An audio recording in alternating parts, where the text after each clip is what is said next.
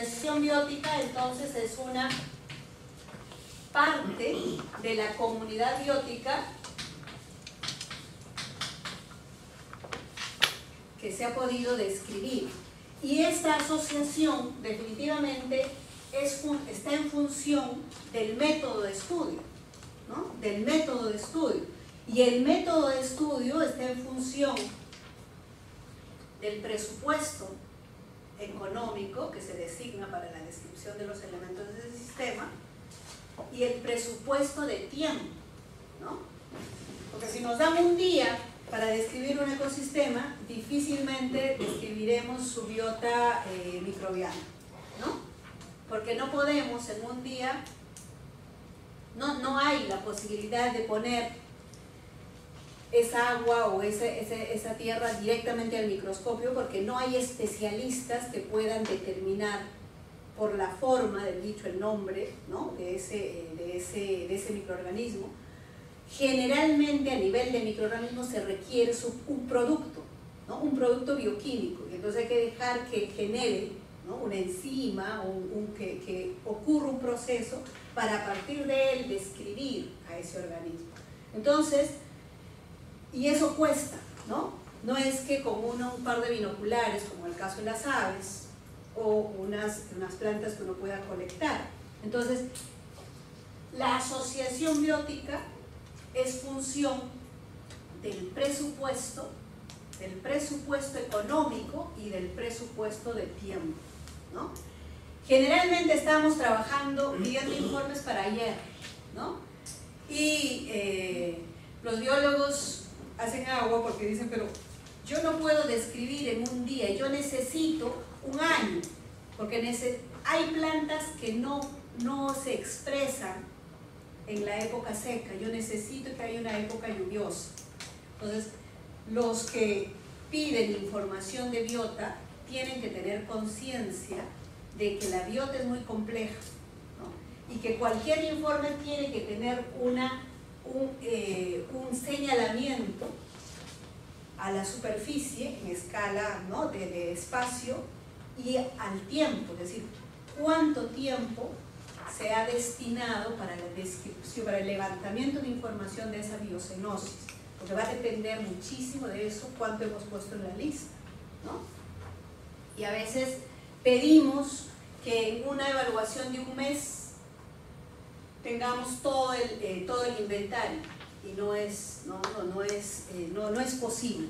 No es posible, uno, porque no tenemos los especialistas, ¿no? habidos y por haber para la diversidad de organismos que integran una comunidad biótica.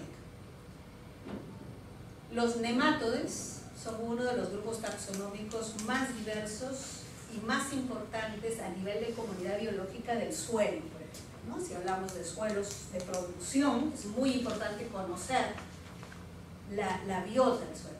Los suelos, por ejemplo, a nivel de espacios con derrames de petróleo, saber que hay una biota microbiana que es capaz de degradar eso y inventariar, ¿no? esa biota microbiana es fundamental.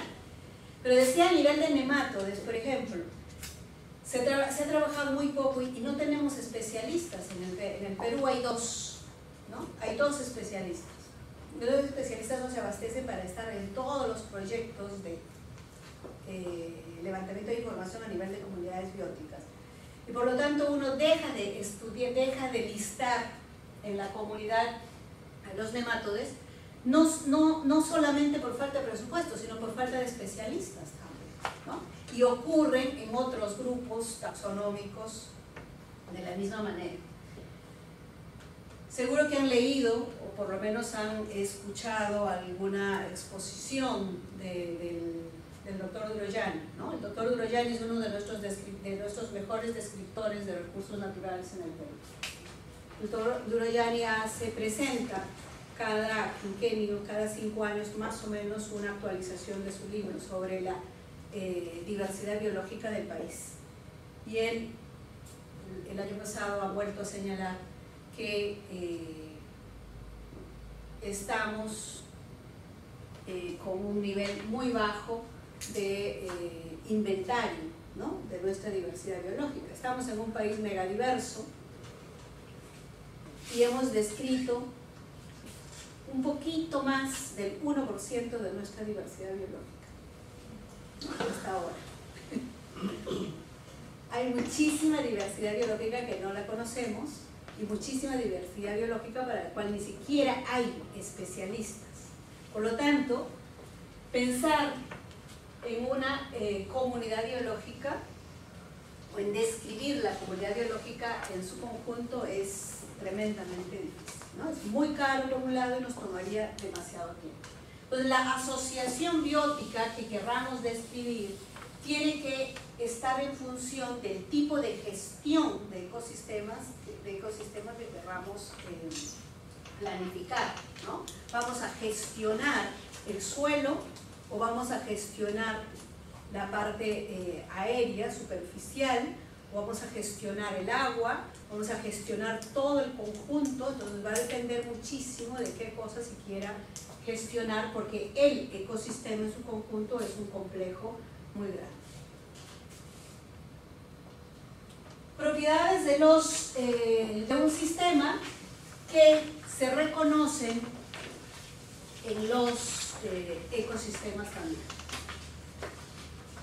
Los sistemas tienen una diferenciación del entorno, es decir, los sistemas tienen límites.